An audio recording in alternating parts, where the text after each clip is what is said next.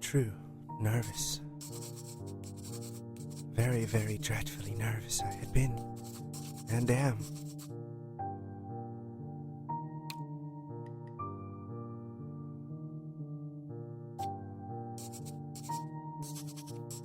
But why will you say that I am mad?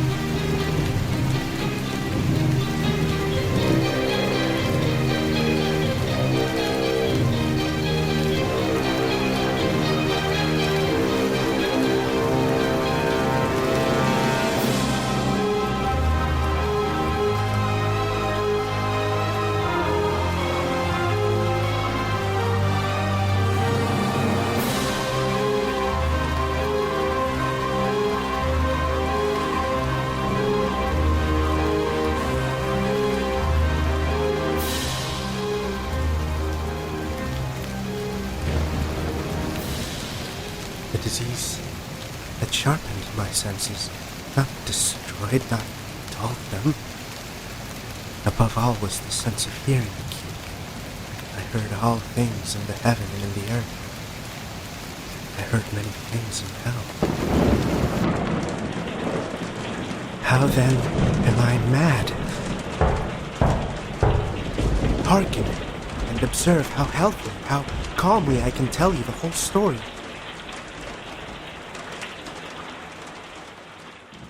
It is impossible to say how first the idea entered my brain, but once conceived, it haunted me day and night. Object there was none. Passion there was none. I loved the old man. He had never wronged me. He had never given me insult. For his gold I had no desire.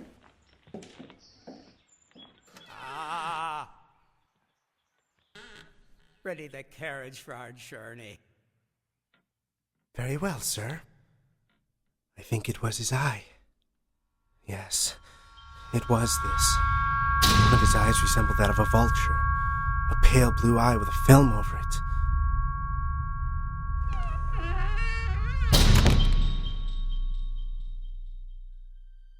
Whenever it fell upon me, my blood ran cold. And so by degrees, very gradually, I made up my mind to take the life of the old man, and thus rid myself of the eye forever.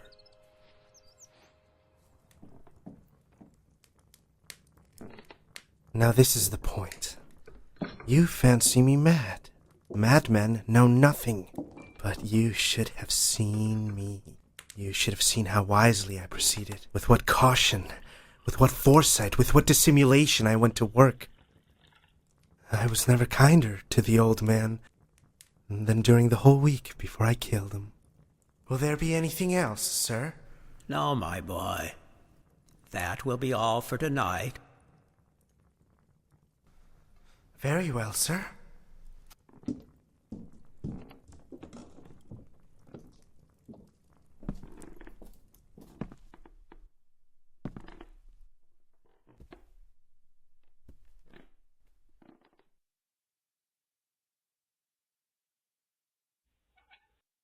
Every night, about midnight, I turned the latch of his door and opened it, oh, so gently. And then, when I had made an opening sufficient for my head, I put in a dark lantern, all closed so that no light shone out, and then I thrust in my head. Oh, you would have laughed to see how cunningly I thrust it in. I moved it slowly, very, very slowly, so that I might not disturb the old man's sleep. It took me an hour to place my whole head within the opening so far that I could see him as he lay upon his bed. Would a madman have been so wise as this? And then, when my head was well in the room, I undid the lantern cautiously. Oh, so cautiously. Cautiously, for the hinges creaked.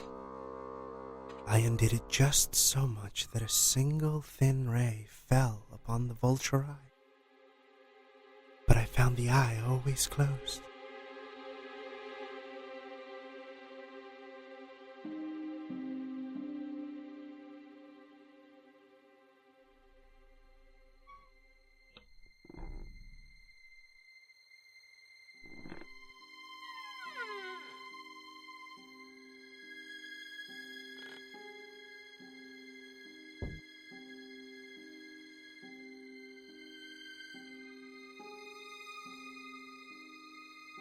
And so, it was impossible for me to do the work. For it was not the old man who vexed me, but his evil eye.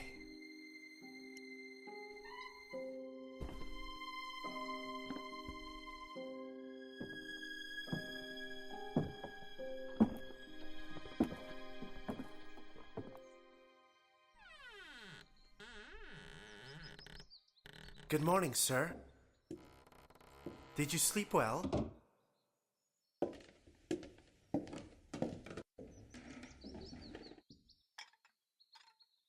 Every morning, when the day broke, I went boldly into the chamber and spoke courageously to him, calling him by name in a hearty tone and inquiring how he had passed the night. So you see... Here you are, sir. He would have been a very profound old man indeed to suspect that every night, just at 12, I looked upon him while he slept, until the 8th night.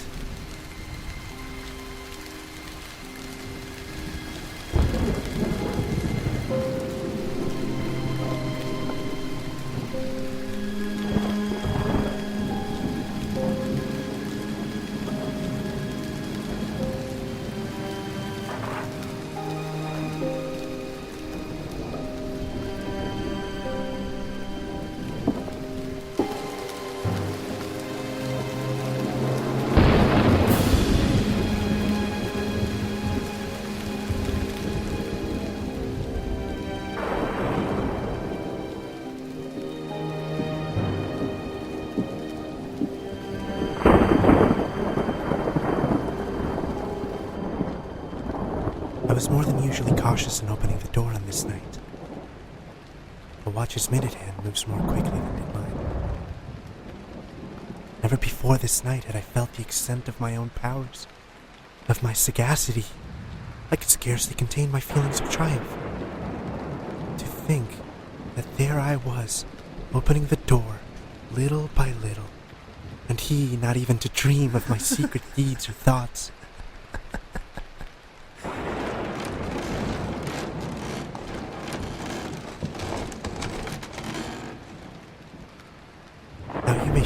Drew back, but no, his room was as black as pitch and his vision was poor, so I knew that he could not see the opening of the door. I kept pushing it on steadily. Steadily.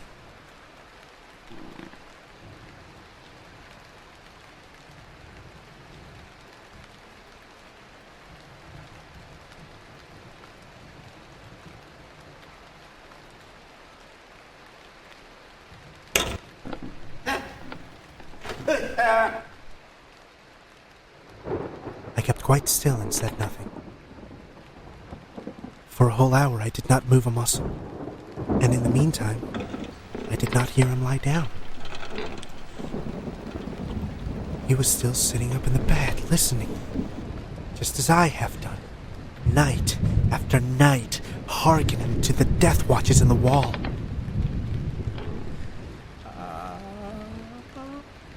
I knew this groan. It was the groan of mortal terror. It was not a groan of pain or of grief. Oh no, it was the low, stifled sound that arises from the bottom of the soul when overcharged with awe.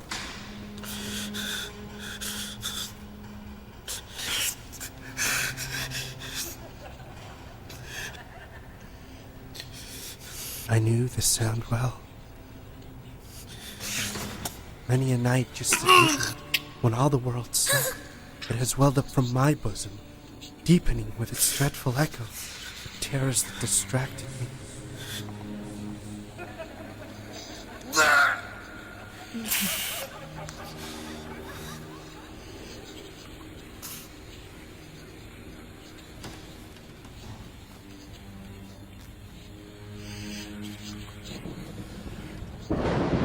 I say I knew it well.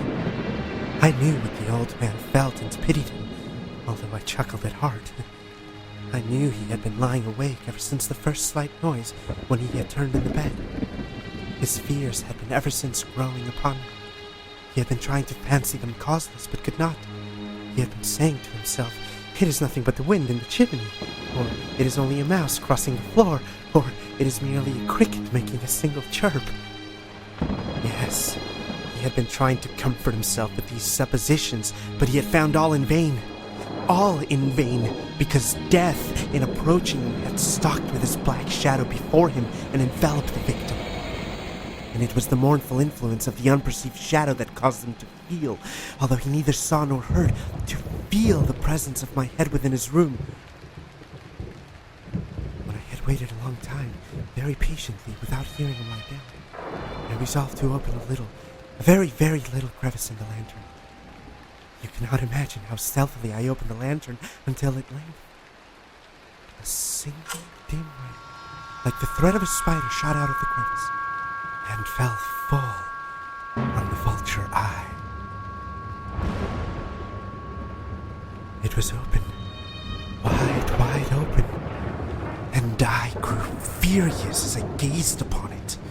I saw it with perfect distinctness, all a dull blue with a hideous veil over it that chilled the very marrow of my bones. But I could see nothing else of the old man's face or person, for I had directed the ray as if by instinct, precisely on the damned spot. And now, have I not told you that what you mistake for madness is but over-acuteness of the senses? Now I say, there came to my ears a low, dull, quick sound. I knew that sound well, too. It was the beating of the old man's heart. It increased my fury as the beating of a drum stimulates the soldier into courage. But even yet I refrained and kept still. I scarcely breathed. I held the lantern motionless. I tried how steadily I could maintain the ray upon the eye. Meantime, the hellish tattoo of the heart increased. It grew quicker and louder every instant. The old man's terror must have been extreme. It grew louder, I say, louder every moment. Do you mark me well? And now, at the dead hour of the night, amid the dreadful silence of that old house, so strange a noise as this excited me to uncontrollable terror. Yet for some minutes longer I refrained and stood still. But the beating grew louder. I thought the heart must burst. And now a new anxiety seized me. The sound would be heard by a neighbor. The old man's hour had come.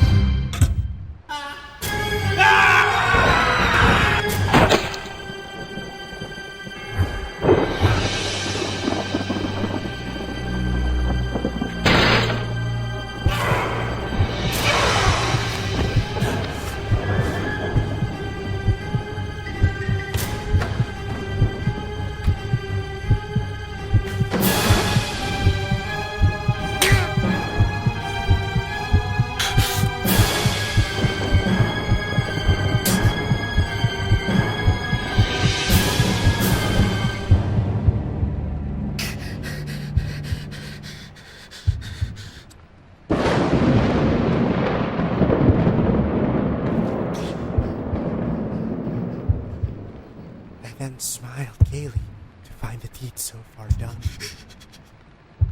But for many minutes, the heart beat on with a muffled sound. This, however, did not vex me, it would not be heard through the wall. At length, it ceased. The old man was dead. There was no pulsation. He was stone dead. His eye would trouble me no more. If you still think me mad, you will think so no longer when I describe the wise precautions I took for the concealment of the body. The night waned, and I worked hastily, but in silence. First of all, I dismembered the corpse.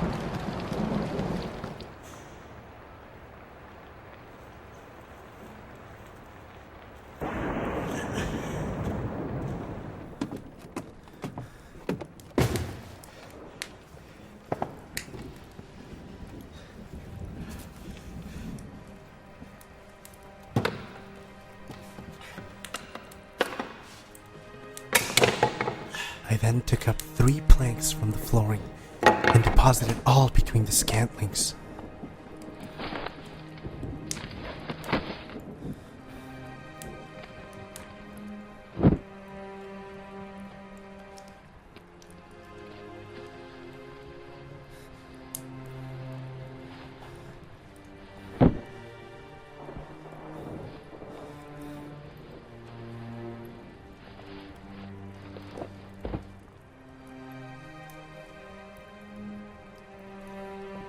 I then replaced the boards so cleverly, so cunningly, that no human eye, not even his, could have detected anything wrong.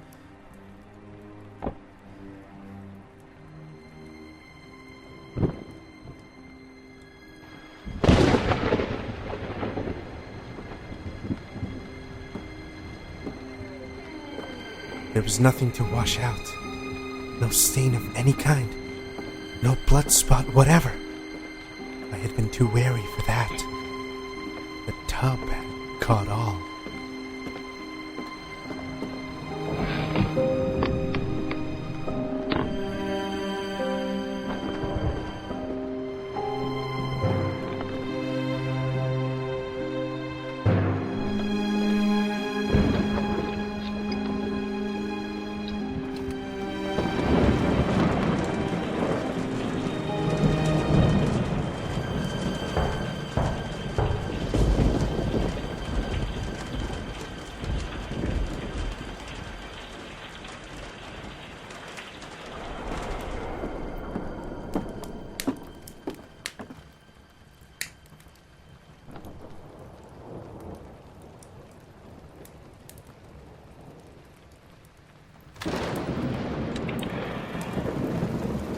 Sorry to bother you this late, sir. I'm Officer Brown.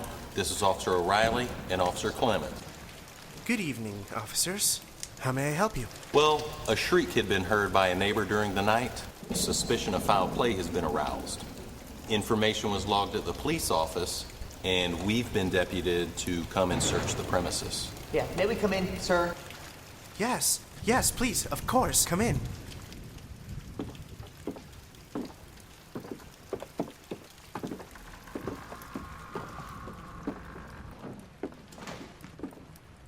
Again, we're sorry to be here this late, sir. About this shriek? Yes, the shriek. I must apologize. It was my own. I was awakened from a horrible nightmare and must have been louder than I thought. These things happen.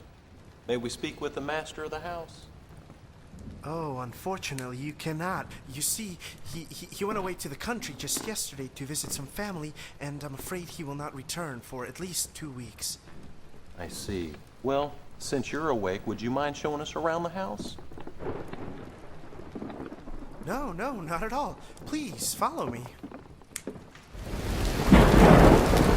Please, gentlemen, right This way.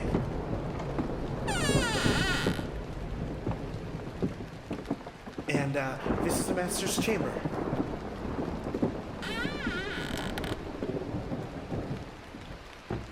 Shall I show you his treasure? That won't be necessary. It's obvious this is all just a big misunderstanding. Very well. May I offer you gentlemen something to drink before returning to duty? Very good. After you, please.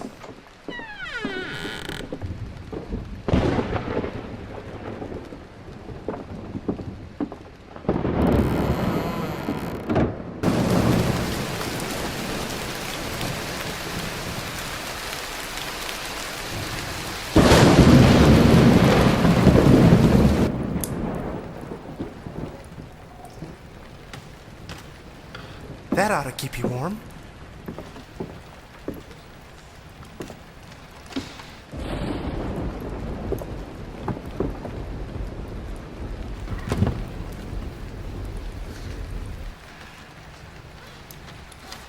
They keep doing this to us, you know. Working us all through the night. We really don't do much, you know. Yes. Do you remember what's happened last week? Nobody tells that story like Clement here. Another bad storm, just like this. Me and O'Reilly, plastered. Come right off the job. Get the call in. Go pick up these two goons. Try and rob a jewelry store. Next thing I know, O'Reilly's passed out and I'm dragging his ass to the sewers. Well, time does move forward, as they say, huh? Yeah.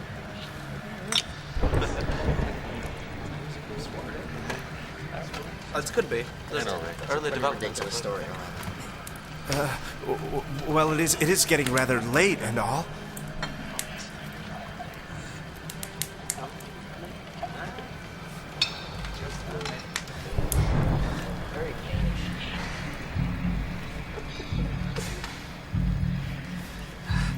Well, it is a shame to keep you out this late, gentlemen.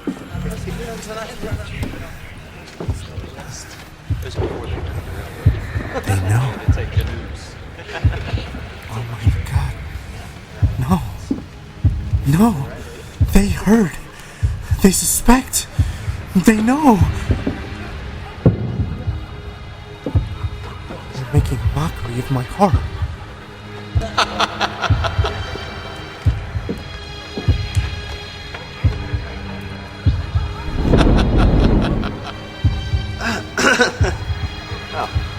No, this can't be. I cannot bear their hypocritical smiles.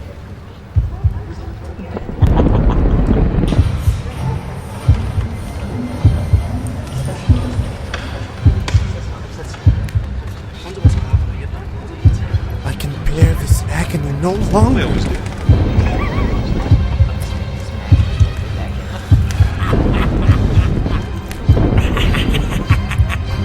Anything is better than this. Villains! Dissemble no more. I admit the deed. Here is the beating of his hideous heart.